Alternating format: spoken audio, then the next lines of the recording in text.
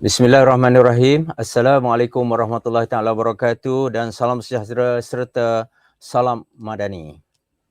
Selamat datang ke Kolokium Pendidikan Jasmani dan Sukan Peringkat Antarabangsa bagi tahun 2023. Anjuran Institut Pendidikan Guru Kampus Bahasa Antarabangsa dan Persatuan Pendidikan Jasmani Malaysia serta Universiti Pendidikan Sultan Idris. Saya, Dr. Muhammad bin Seman, merupakan moderator untuk siri kolokium pada hari ini. Tuan-tuan dan puan-puan yang dikasihi sekalian, terima kasih kerana menyertai kami di saluran YouTube IPG Kampus Bahasa Antarabangsa bagi tahun 2023. Dan tema untuk kolokium tahun ini ialah Healthy Body, Healthy Mind, iaitu badan cergas, minda sihat. Matlamat kolokium ini adalah untuk menyediakan platform pembentangan showcase amalan terbaik dalam kalangan penyelidik pendidikan jasmani dan sukan di peringkat antarabangsa. Kami amat berbesar hati sekiranya anda dapat berkongsi maklumat tentang kolokium ini melalui media sosial masing-masing. Sekarang izinkan saya untuk memperkenalkan pembentang kita untuk sesi kali ini. Beliau yang kita nanti-nantikan ialah bersama dengan kita yang berbahagia Profesor Dr. Mohar bin Kasim. Beliau merupakan anak jati daripada MUA Johor Bahru dan mempunyai ijazah kedoktoran PhD dalam bidang sains sukan daripada Lombard University, United Kingdom. Beliau juga merupakan Timbalan Presiden Persatuan Pendidikan Jasmani Kebangsaan dan merupakan mantan pengarah akademik kecergasan di Universiti Pertahanan Nasional Malaysia, UPNM. Terima kasih kepada yang berbahagia Prof kerana sudi datang dan saya di sini mengucapkan selamat datang kepada yang berbahagia Prof untuk sama-sama kita realisasikan impian kita untuk kolokium pada kali ini. Juga beliau merupakan penyelia untuk 13 orang pelajar PhD dan 35 orang pelajar projek penyelidikan. Pernah menjadi ucap tama untuk 11 sesi program dan yang berbahagia Prof juga pernah juga menerbitkan 11 buah buku, 35 penulisan artikel jurnal dan 11 kertas prosiding.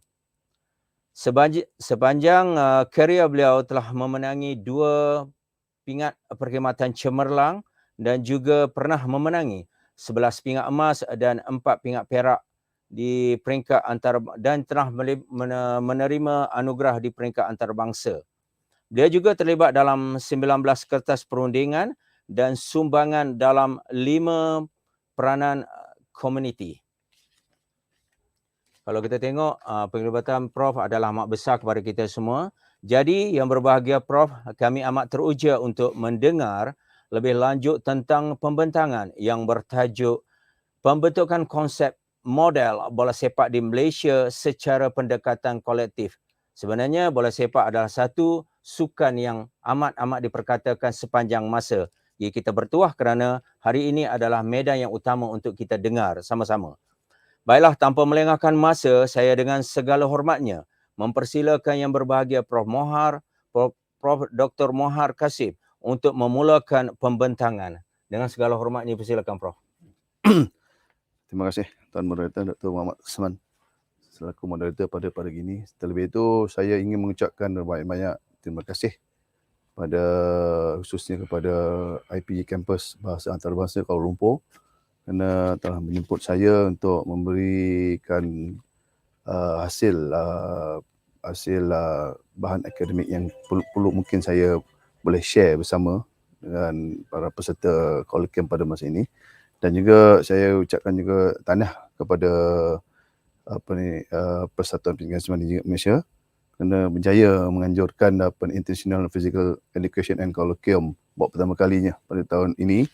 Dan semoga apa yang kita akan bicarakan pada pagi ini mungkin akan menjadikan satu lonjakan kepada perkembangan sukan dan pendidikan jasmani di Malaysia, khususnya pada masa kini dan pada masa-masa akan datang.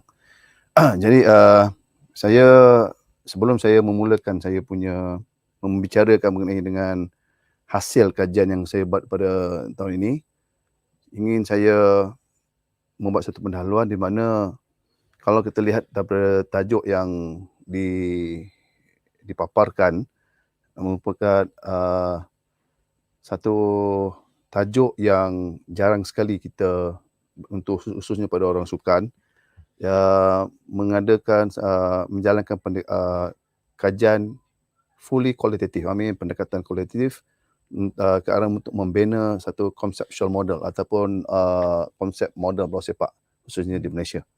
Sebab bagi saya khususnya dalam bidang sukan ni jarang sekali kita menggunakan pendekatan kualitatif untuk mendapatkan satu hasil kajian yang mantap supaya ianya boleh dijadikan sebagai satu garis panduan untuk kita meningkatkan lagi prestasi sukan yang kita buat dalam kajian tu lah. Ya. Jadi sebab itulah saya mengambil pendekatan ini, mengambil kesempatan ini untuk what we call it untuk mempopularkan kajian kualitatif ini khususnya di kalangan di dalam bidang sukan. Supaya selalunya bidang sukan ni mereka menjalankan secara eksperimen, secara kuantitatif, secara menggunakan questionnaire dan sebagainya. Jadi kalau pendekatan kualitatif ni ada agak satu yang agak berbeza sedikit dengan apa ni. Sebab bagi saya memanglah kalau menjalankan kajian melalui kualitatif ni ia merupakan perlu melalui proses yang agak rumit. Tapi hasil kajian dia itu agak mantap juga untuk kita membincangkannya. Okey, seperti mana yang kita ketahui, hasil kajian yang tajuk kajian yang telah saya jalankan adalah pembentukan konsep model bola sepak di Malaysia. Pendekatan kualitatif. Okey ya. Mengapa saya lakukan kajian ini? Kalau kita lihat daripada abstrak, prestasi bola sepak telah berada pada tahap yang tidak memuaskan jika dibandingkan dengan prestasi bola sepak pada tahun-tahun era tahun 70-an, 80-an. Kerana kalau pada masa itu kalau kita lihat negara telah melayakkan diri ke sukan Olimpik Moskow tahun 80, sebelum tu tahun 1972. Yang paling kita lihat kemaksudannya agak ketara lah. Ya. Sebab itulah satu kajian yang perlu dijalankan. Okay. Berperingkat. Tapi walaupun apa dalam kajian ini hanya melibatkan 12 orang responden yang terdiri daripada ketua jurulatih, pengurus pasukan yang dipilih secara rawak di 9 buah negeri. Di mana proses pengumpulan data dibuat melalui kaedah kualitatif, iaitu sesi temula tekniknya adalah melalui semi-structure interview. Hasil kajian ini mendapati bahawa beberapa faktor seperti kepimpinan, sistem sokongan pengurusan, sikap jurulatih, sikap pemain atau atlet dan persekitaran yang mempengaruhi 4 komponen utama, iaitu pertimbangan individu, pengaruh yang ideal, motivasi, inspirasi dan rangsangan intelek yang mempunyai pengaruh yang besar terhadap prestasi pasukan ataupun atlet. Betul. Seterusnya kita lihat Objektifnya yang paling utama saya fokuskan adalah untuk menghasilkan model konsep bola sepak. Maknanya to produce the conceptual model of football. Ya. Ini yang utama sekali. Ya. Okey, persoalan kajian ni adakah terdapat model khusus dalam bola sepak yang boleh mempengaruhi prestasi pasukan ataupun pemain ataupun atlet? Are there specific models in football that can influence team performance, especially in Malaysia lah? Okey, metodologi seperti mana yang saya utarakan sebentar tadi, menggunakan kaedah kualitatif melalui teknik temu bola secara struktur ya. Proses menyusun, menganalisis dan mentafsir data kualitatif. Bukannya angka atau figure, maklumat konsep dan maklum balas pengguna untuk menangkap tema dan corak, menjawab soalan kajian dan mengenal pasti tindakan yang perlu diambil untuk menambah baik. Bilangan responden seperti mana yang diketahui ada ramai 12 orang yang terdiri daripada ketua jurulatih, pengurus pasukan, pentadbir persatuan yang berkaitan yang melibatkan 9 buah negeri. Jangka masa ini selama 7 bulan Sebenarnya bermula pada tahun 2020, tapi tahun 2020 tu COVID. Kita terpaksa tangguh kan ya. Sebab kita jalankan interview ni secara face to face. Okey. Sebab bila face to face ni kita banyak lagi maklumat yang kita dapat dari segi cara responden menjawab, gesture of the respondent dan sebagainya, macam-macam lagi lah. From there kita akan build up banyak lagi question daripada jawapan-jawapan yang dia responden berikan tu. Bukan tak boleh melalui telefon, tapi kalau telefon ni tak, maklumat ni mungkin tak begitu, tak berjelas, mungkin tak secara kejujuran responden tu pun kita boleh lihat, kita tak boleh lihat melalui telefon. Betul. Sebab setengah orang kata boleh melalui telefon je. Maknanya ada benda yang boleh kita melalui telefon, ada benda yang tak boleh. Sebab ini saya nak hasilkan satu konsep model yang di peringkat kebangsaan, di mana ianya boleh dijadikan sebagai satu panduan pada di peringkat-peringkat lain. Okey. Seterusnya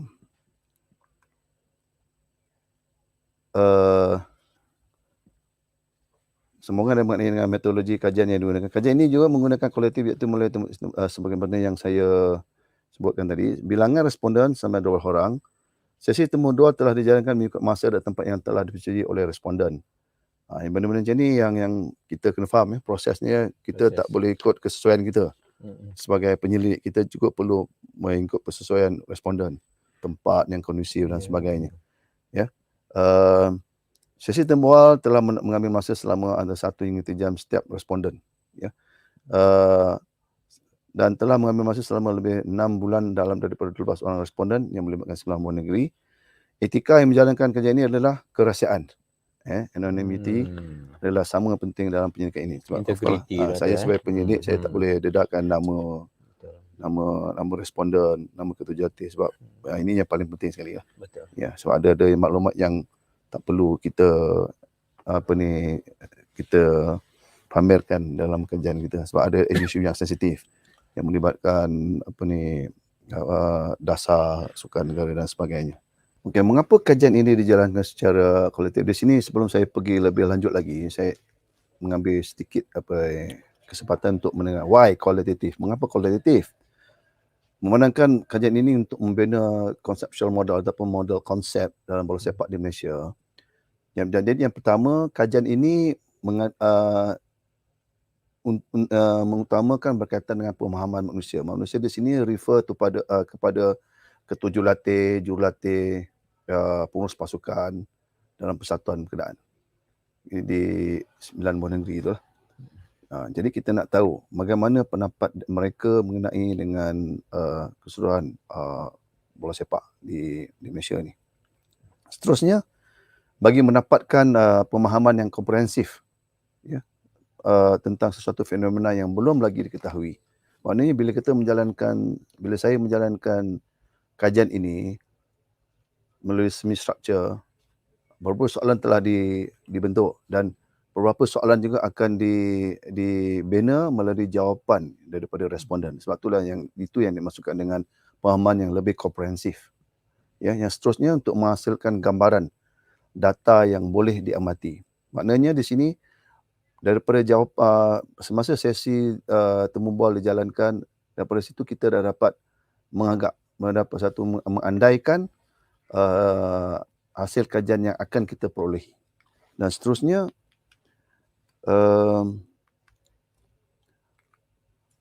nombor 4, memperolehi data yang berkualiti. Maknanya kualiti dimaksud sini, maknanya responden tidak boleh untuk mengubah ataupun mereka terpaksa cakap yang benar.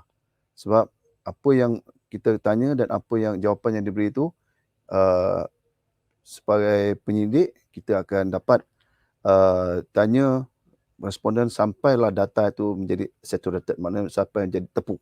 Dan maknanya tepu di sini tidak ada apa yang nak tanya yang berkaitan dengan hasil kajian yang kita nak capai. Seterusnya, kelebihan kaedah penyelidikan kolektif dari kuantitatif adalah bersifat fenomenologis, iaitu fokus pada proses dan peristiwa secara interaktif dalam keadaan secara semula jadi, maknanya in natural setting.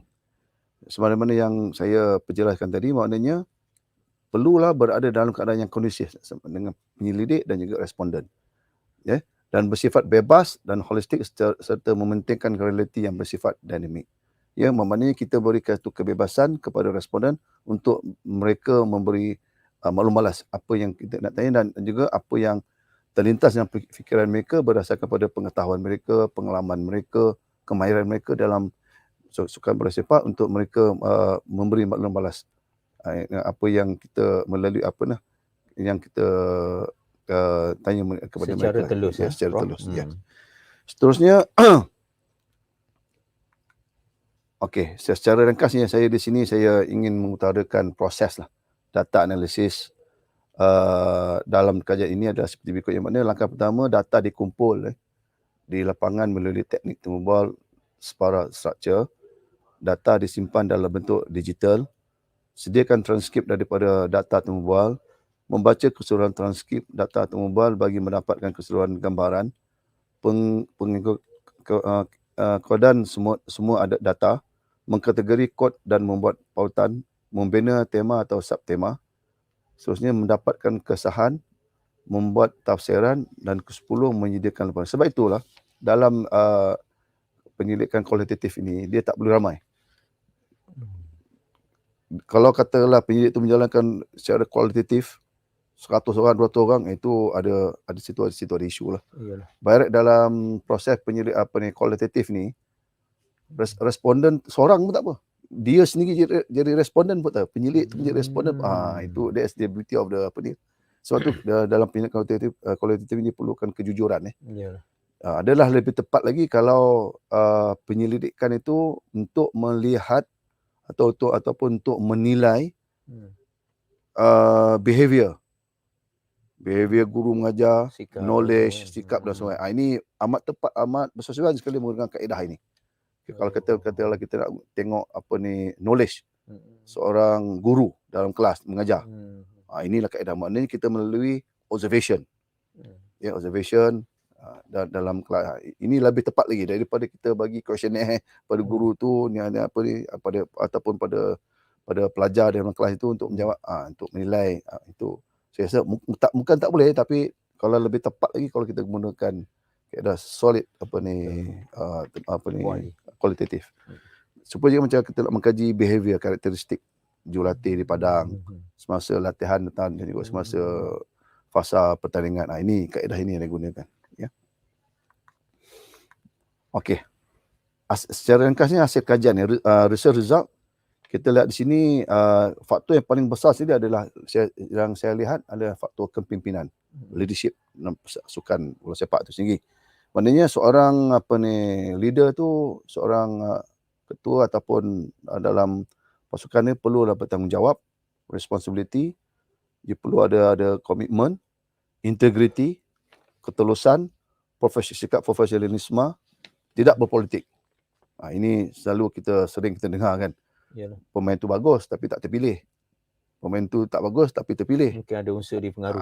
Dipengaruhi oleh faktor. Benda-benda macam ni yang inilah mereka luahkanlah. Antara ada 6 sebab yang perlu seorang leader tu perlu ada. Ya. Seterusnya, faktor yang kedua besar adalah sistem sokongan, pengurusan, management support system. Ya.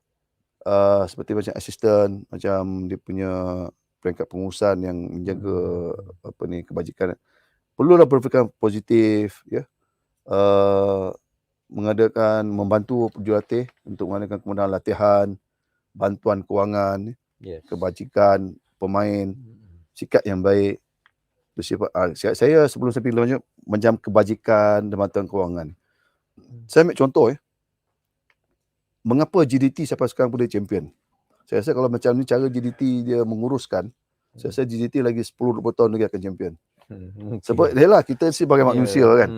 Kan? Kita sebagai manusia, kalau kita dijaga kebajikan kita dari segi kewangan kita dan sebagainya, kita akan menghormati kepimpinan persatuan tu. Betul. Maknanya kita sebagai balasannya kita akan menzahirkan prestasi yang baik.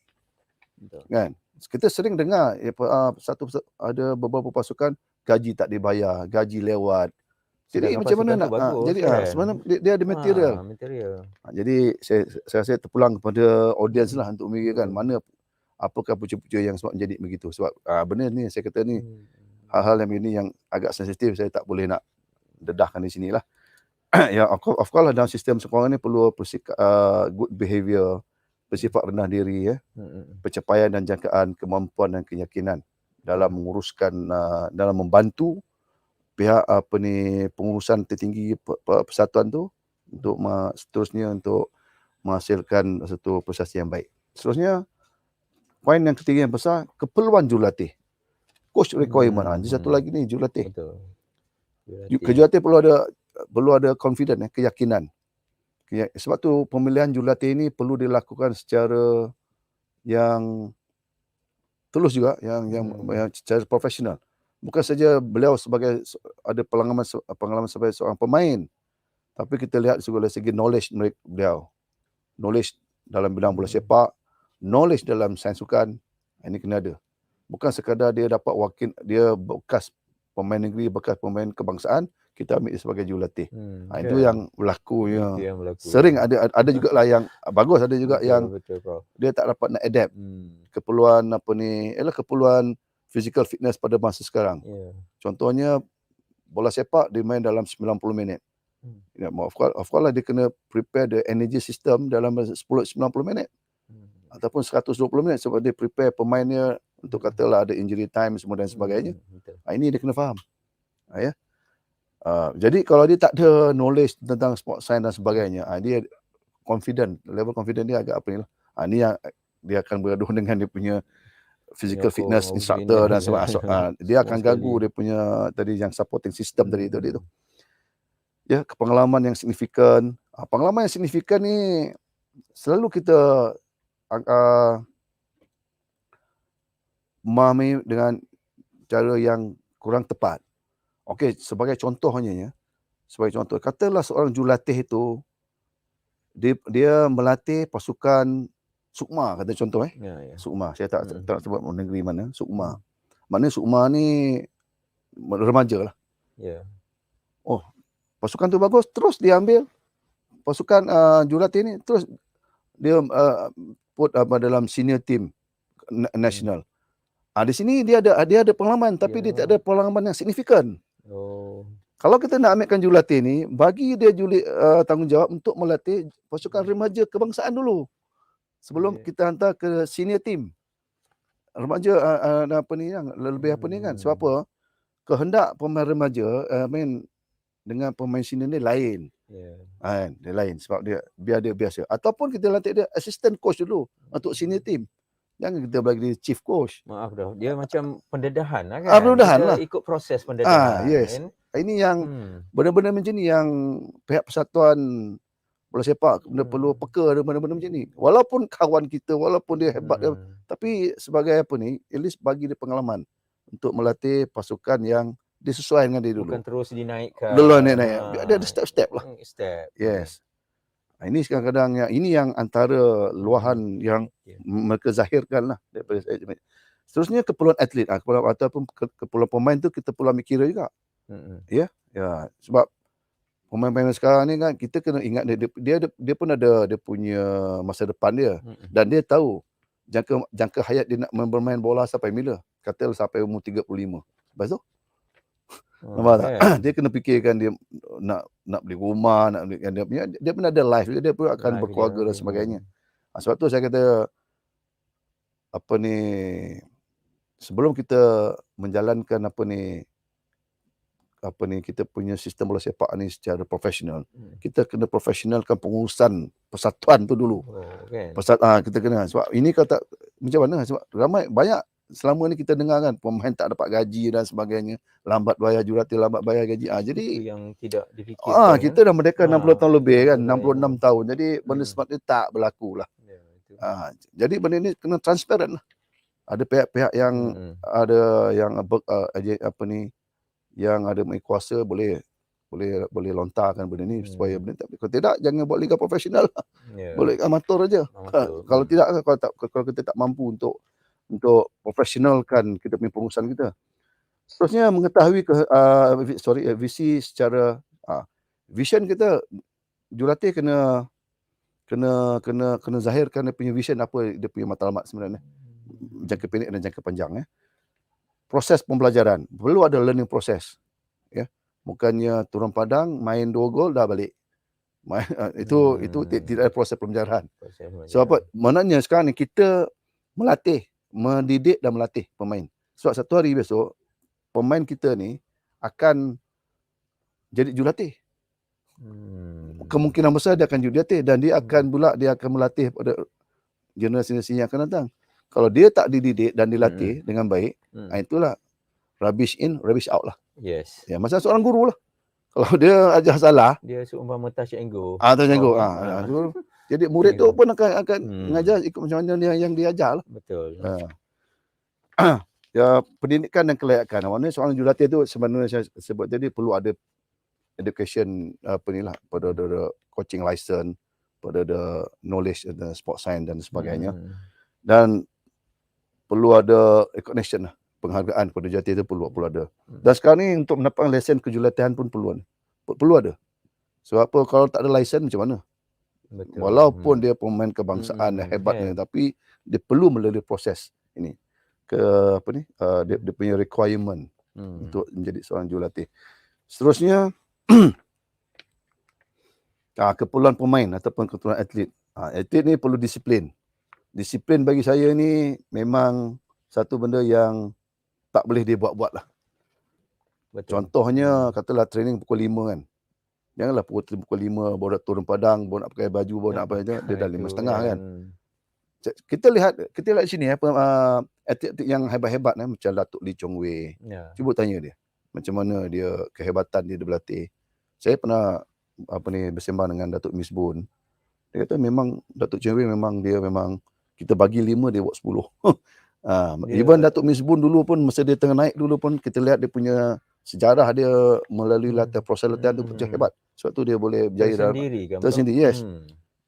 Sebab tu macam contohnya saya ambil dalam golf dan sebagainya kan. Pemain pro semua satu hari dia berlatih dia pukul 3,000 biji bola. Dia no pain no gain lah. Bukan dia berlatih pagi 2 jam, petang 2 jam. Itu sebab tu lah orang kata main bola, tidur bola, makan bola. Ini benda-benda macam ni. Ini yang kena apa ni? Ini yang atlet ni kena faham lah. Benarnya dia perlu ada disiplin untuk membina sejarah untuk diri dia dan sejarah untuk negara. Ya.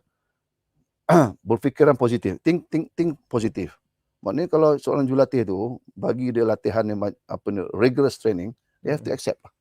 Itu cara jurulatih tu kan. Tak boleh nak keluar daripada tim dan sebagainya dan cepat merajuk maknanya dia perlu berfikiran positif lah. Ya. Dan seterusnya kesejahteraan pemikiran, healthy mind. Maknanya seorang pemain tu fikiran dia tak boleh berkecamuk. Ya, kalau kita lihat pemain-pemain yang dilanda masalah peribadi dan sebagainya, dia tak boleh perform. Betul. Walaupun ini team game. Kita lihat di sini dia macam-macam helah dia akan buat, dia injured dan sebagainya. Sebenarnya dia kalau kita lihat ada juga pemain yang ada wakil negara semua, sebab kita tengok balik dia ada masalah peribadi kan, masalah dan sebagainya. Sebab itulah dia tak boleh perform dan sebagainya. Ya, that's why saya melalui kolektif kita boleh melalui observation kita tengok pemain dia macam mana. Tengok lepas main sepatutnya berduduk dengan jurulatih juga dengan pemain lain. Pemain dia balik. Situ pun kita dah nampak ada masalah pemain. Breakdown kat situ. Breakdown kat situ. Maknanya situ ada rantaian tu bergantung pada jurulatih semua apa pemain ni yang lain semua stay dia balik.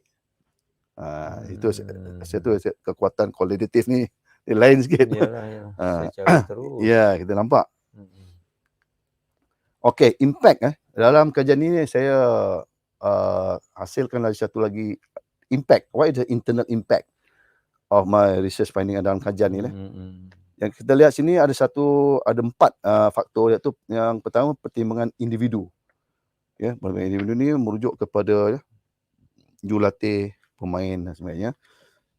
Dipengaruhi secara ideal. Ya. Sering pihak-pihak yang terlibat dipengaruhi oleh faktor luaran dan sebagainya. Ya. Dan kerana ada kalanya jurulatih tu dia tak bebas untuk buat keputusan, contohnya untuk memilih pemain. Untuk meletakkan position pemain tu pun kadang-kadang kan dia diganggu. Padahal jurulatih tu faham, dia yang berhujan berpanas dengan pemain dia tahulah kan. Jadi kadang-kadang dia ganggu. Ada orang pihak-pihak tertentu lah. Sebab tu macam di contoh di England, mana-mana kelab, chief coach orang mana merangkap team manager kan. Dia keputusannya adalah muktamad. Sebab tu kalau kita ambil contoh Steve McLaren, apabila dia lantik sebagai chief coach England, langkah pertama dia drop David Beckham, walaupun England FA rugi berjuta-juta million pound sterling kan pada masa itu. Tapi dia dah call nanti aku sebagai chief coach, it's my decision. Dan dia tidak dipengaruhi oleh pihak-pihak tertentu. Nampak itu. Kalau macam kita ni mungkin kita takut kan, ni persatuan dah rugi semua pun. Kan? Sebab dia punya iklan semua dah kan. Ini masalah kita sekarang ni. Kita make kita sebenarnya I want to drop lah. Mana dia adalah sebab dia tu. Ada sebab-sebab dia tu. Yalah. Walaupun David Beckham pada masa tu terkenal semua dan sebagainya. Maknanya adalah kan ada sebab-sebab tertentu kan. Satunya motivasi inspirational motivation. Ya, ini pun satu faktor yang tadi yang sebut tadi tu, faktor ganjaran, faktor kebajikan semua kan. Ini rangsangan intellectual stimulation. Maknanya apabila pemain itu dididik dan dilatih dan juga coach pun mempunyai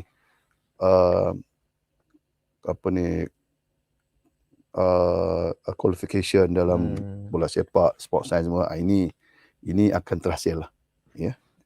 Maknanya dia tidak buat secara membabi buta, menjalankan latihan semasa fasa latihan, semasa kejohanan semua. Tangkap muat apa semua. Tak boleh. Sebab ni proses. Lah, lebih-lebih lagi sekarang saya rasa masa yang terbaik lah, masa yang terbaik kita nak ubah sistem yang ada ni. Kalau kita nak lihat sukan bola sepak ni mendapat kejayaan cemerlang seperti mana yang kita capai sebelum ni lah. Ni kita nak lihat ke Olimpik pun sakit. Oh, jauh kan. Okey, luarannya kita lihat Afal lah. Excellent mencapai satu prestasi yang cemerlang lah untuk tim ataupun atlet lah. Ini dia yang the suggestion, conceptual. Saya gunakan suggestion cadangan conceptual model of football. Kita lihat ini hasil daripada penyelidikan ni. Hasil daripada penyelidikan, kita lihat faktornya seperti mana yang saya sebut terangkan sebentar tadi, kepimpinan. Saya nak jadikan kepimpinan ni nombor satu. Leadership. Kalau leader tak betul, dia akan leader maknanya dalam di persatuan tu start daripada presiden, timbalan presiden ada persatuan. Maknanya dalam pasukan tim tu start daripada ketua jurulatih. Dan sebagainya. Ini sistem sokongan pengurusan. Keperluan jurulatih, keperluan pemain, persekitaran. Seterusnya yang saya sebut tadi, responsibility, commitment, integrity, transparent, professionalism, no politics, di peringkat kepimpinan, positive thinking, training facilities, financial support, welfare, good behavior. Ini semua saya tak perlu sebut lagi semua lah. Seperti saya dah. Seterusnya yang paling besar kali adalah pertimbangan individu. Ini semua ni faktor-faktor yang ini akan menghasilkan empat-empatnya. Pertimbangan individu dipengaruhi secara ideal, motivasi, inspirasi, rangsangan internet dan seterusnya akan menghasilkan team players. Kecemerlangan pasukan ataupun pemain. Ya. That's why kalau kita lihat di sini, saya ambil contoh JDT contoh yang terbaik kita beri contoh. Maknanya dia boleh ada potensi untuk menjual pemain dia ke Europe dan sebagainya. Jadi yang untungnya pemain tu sikit dan juga JDT pun dapat nama juga dan sebagainya lah. Nampak hasil dari daripada dia kat mana. Yalah Afal secara tak langsung akan menaikkan nama Malaysia juga lah. Ya, ini kalau saya rasa lah kalau boleh diikut secara kalau kata 80% yang saya rasa pasukan Malaysia tidak ada masalah apa-apa. Betul. Jadi kesimpulannya daripada data kajian ini, kita dapati bahawa untuk mencapai kecemerlangan dalam kedua sukan ini hanya memerlukan satu lonjakan daripada pelbagai faktor terutama sekali kecemerlangan peribadi daripada pihak pengurusan atasan, pertengahan dan bawahan. Ini bermakna hubungan hendaklah sentiasa dalam persekitaran yang harmoni sebagai sebuah pasukan. Mengapa saya kata begini? Sebab berdasarkan kepada laporan-laporan akhbar, punca dekat lah sebab bergaduh. pengurusan dengan jurulatih dengan Salah pemain. faham kan. Salah faham, gaji tak bayar, gaji Tak lewat bayar, dan gaji lewat. sebagainya. 8 bulan tak bayar 10 bulan. Ini adakah ini profesional? Kan? Kalau profesional tak macam tu. Ini model konsep ini juga boleh dijadikan sebagai satu garis panduan lah ya, bukan satu benda yang perfect untuk sukan-sukan yang lain di pelbagai peringkat. Even dalam football pun boleh digunakan di try di peringkat negeri dan sebagainya. Saya kata kalau daripada komponen-komponen yang saya tunjukkan tadi itu boleh, kalau kata 70 to 80% kalau kita buat follow pun dah cukup bagus lah. Kan? Tapi apa pun mula daripada leadership. Dan kalau nak tahulah penyelidikan ini, saya merakam tinggi kepada penyelidikan tinggi kerana telah meluluskan grant. Dia ada digrantkan oleh KPT, dia buat FRGS. Dan juga kepada penyelidikan dan inovasi UPNM yang telah memberi sokongan serta kerjasama bagi menjayakan penyelidikan ini. Dalam supaya dapat hasilkan sebagai satu permulaan. Mungkin boleh sebagai satu permulaan dijadikan sebagai untuk melonjakkan kesimalangan bola sepak negara pada masa kini dan InsyaAllah. Okay. Itu dah sekat ni daripada saya. Kalau ada persoalan Baik, saya rasa semua orang akan terpegun mendengar apa yang telah dibincangkan. Saya rasa ini satu fenomena baru yang mula tumbuh pada sukan bola sepak yang pada satu ketika dulu adalah satu sukan yang sangat gah. Ya, Prof. Mungkin dengan ada kajian ini, mungkin kita semua akan rasa bahawa ada satu nafas baru yang telah dimainkan individu, yang telah dibuat kajian, terutama sekali oleh Prof kita lah. Okey, jadi kepada semua, kepada yang mendengar, sekali lagi saya rasa terima kasih. Dan kepada terutama sekali terima kasih kepada yang berbahagia Prof atas perkongsian yang sangat memberikan impak dan bermanfaat kepada kita semua. Nampaknya Prof, kita ada beberapa soalan daripada pendengar kita yang mengikuti kolokium ini. Jadi saya utarakan untuk sedikit bagi perkongsian bersama dan mungkin Prof akan ada maklumat tambahan untuk disampaikan kepada yang bertanyakan soalan ini. So soalan yang pertama, kalau kita tengok ialah bola sepak merupakan satu sukan yang diminati di semua lapisan. Daripada kanak-kanak sampailah ke peringkat dewasa. Dan dekat Malaysia ni kalau kita tengok fenomena kritikan, fenomena pandangan cukup luas. Jadi bola sepak telah jadi satu sukan yang menyatukan, tidak ada perpecahan. Namun begitu, kalau kita tengok satu pasukan sekejap naik dan tak lama bertahan terus jatuh. Dan jatuh tu bukan jatuh yang peringkat biasa tapi terus merudum sampai ke bawah. Prof, saya rasa adakah ini berkaitan dengan faktor dalaman atau faktor luaran, sebagaimana Prof kata tadi kepimpinan JDT telah memberikan impak yang tinggi kepada sukan ini.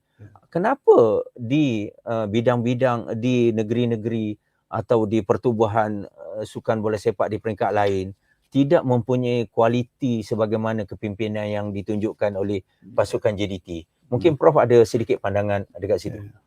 Terima kasih Tuan Moderator. Saya secara peribadinya saya lihat setiap negeri pasukan tu yang sebenarnya mereka ada kualiti pemain.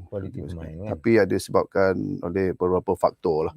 Sama mungkin tak dapat bantuan kewangan dan sebagainya. Jadi mereka tak dapat nak seperti mana yang dilakukan oleh pihak JDT.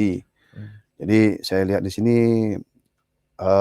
mereka boleh maju atau standing dengan JDT. Mungkin pendekatan mereka mungkin diubah sedikit.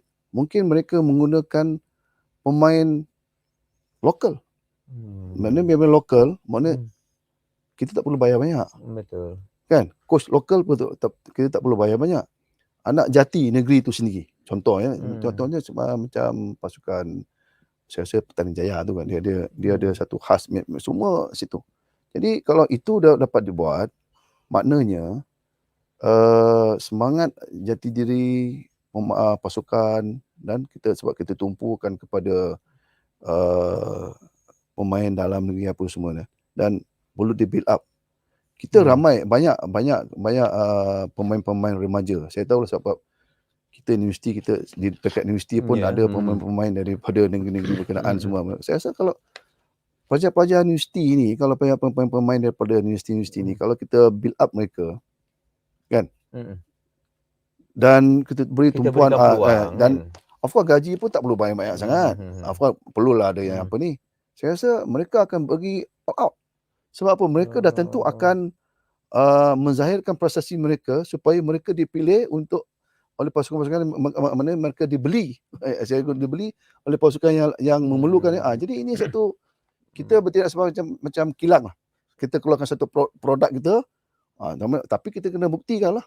Mereka juga nakkan tempat. Yes. Jadi macam tu maknanya komitmen lah. Komitmen di setiap negeri itu perlu ada lah. Komitmen setiap. Sebab bagi saya setiap negeri itu dia mempunyai cita-cita untuk yang nak menang sebenarnya. Tapi mungkin ada sebab-sebab tertentu yang mereka tidak dapat nak komitmen 100%. Mungkin mereka tak terfikir, why don't kita semua lokal. Semua banyak negeri semua.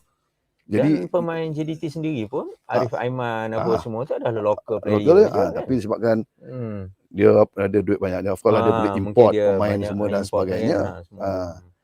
Mana kaedah strategi permainan pun perlu ditukar dan sebagainya. Mana pilih coach yang apa ni. Yalah.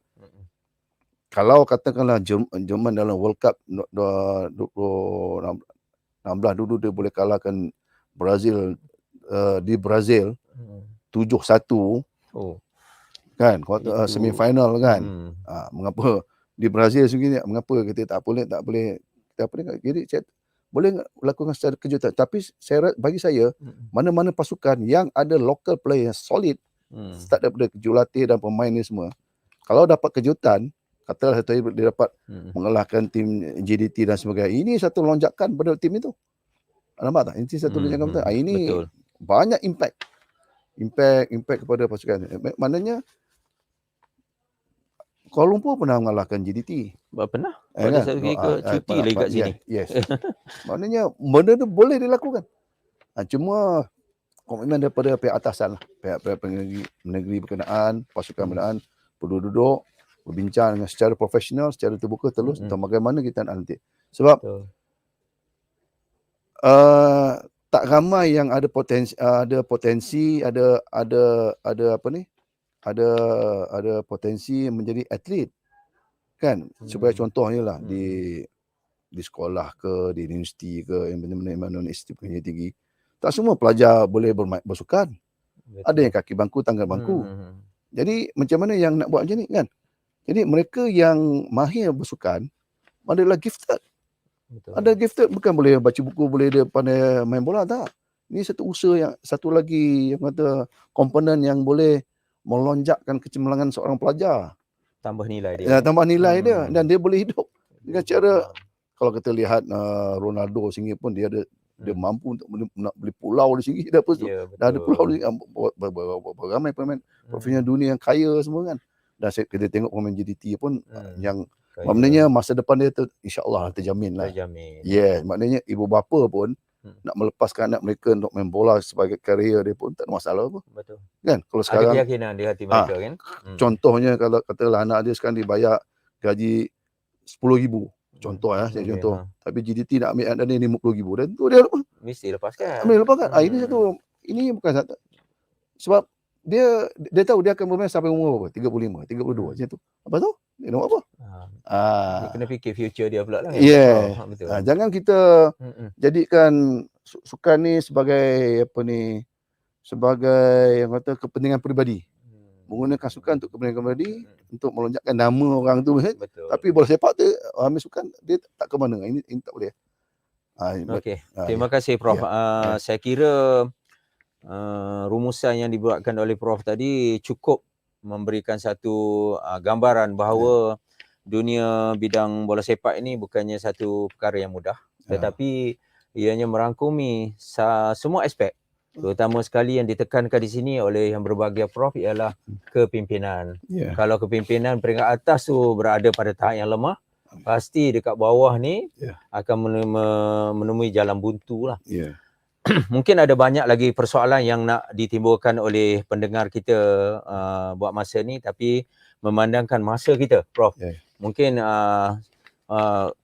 pendengar dan juga peminat ataupun pengkaji tentang perkembangan sukan dewasa ini di Malaysia pasti akan akan mengenali dengan lebih dekat lagi tentang kajian yang dibuat oleh Yang Berbahagia Prof. Namun buat masa ini kita hanya ada masa yang amat terhad lah untuk bersama. Dan saya bagi pihak yang mengendalikan moderator untuk pada pagi ini mengucapkan terima kasih yang amat sangat kepada Yang Berbahagia Prof di atas perkongsian dan maklumat yang disampaikan. Saya rasa ini adalah kajian yang pertama ataupun penemuan yang pertama secara kualitatif kan Prof, yang rasa telus, berdepan. Kalau banyak lagi kajian-kajian macam ni, tak mustahil pada satu hari nanti bukan bidang bola sepak saja. Bidang-bidang sukan lain yang saya rasa turun naik ni perlu diketengahkan dalam kajian ini. Jadi saya bagi pihak moderator ini mengucapkan sekali lagi terima kasih ke atas info yang bermanfaat. Sekali lagi saya juga ingin mengucapkan kepada pembentang pada hari ini Yang Berbahagia yang turut sama bersama dengan kita. Kalau boleh, kalau kita ada lagi ruang dan peluang yang diberikan, saya rasa Prof muncul lagi dalam keadaan yang macam mana sekalipun, mungkin ada ramai lagi ingin bertanyakan tentang persoalan-persoalan tentang perkembangan mutu bola sepak negara. Okey, saya juga ingin mengambil kesempatan di sini untuk mengucapkan ribuan terima kasih kepada mereka yang berada di belakang tabir bertungkus lumus dalam sebagai teknikal dalam menjayakan program untuk kali ini, iaitu antara nama-nama utama yang perlu saya sebut di sini ialah Encik Setia Selen, Encik Daini dan Encik Fazi yang merupakan tulang belakang untuk kejayaan program kita.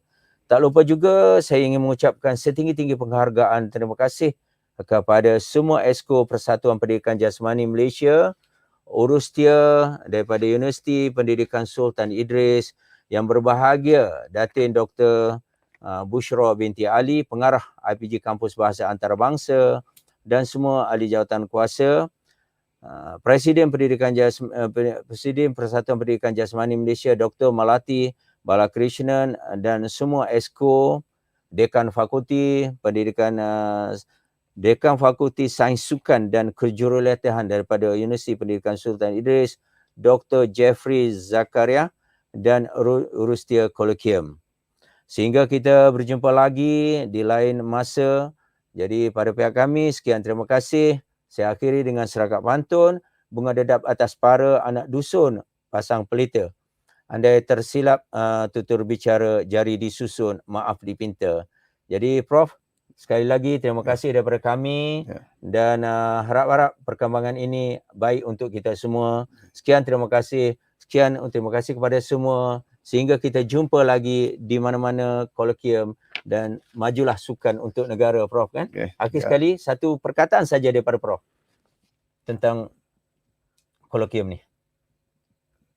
Kalau kita nak buat sesuatu tu, biarlah kita berfikir, jangan menurut saja dan berfikirlah secara yang dewasa. Terima kasih Prof. Kata-kata hikmat itu mungkin dapat diambil dan diguna pakai di semua platform yang ada pada masa ini. Terima kasih daripada kami. Terima kasih Prof. Terima kasih semua yang menganjur, yang terlibat dalam program kolokium pada kali ini. Terima kasih. Assalamualaikum warahmatullahi taala wabarakatuh. Salam sejahtera, salam bahagia, salam hormat, penuh kasih sayang daripada kami. Kita jumpa lagi.